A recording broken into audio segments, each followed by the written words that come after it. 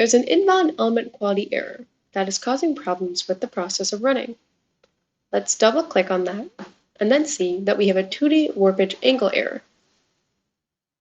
We can right-click on this and see a remedy flyout which gives us options to fix this problem. Let's click on the element quality icon and see that there are 6 invalid elements in our mesh.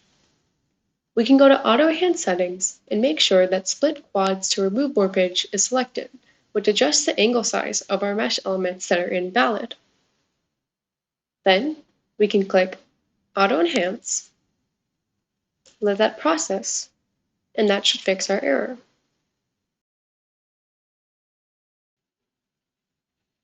Going back to the Element Quality tab, we can see that there are now 0 invalid elements. We should be analysis ready.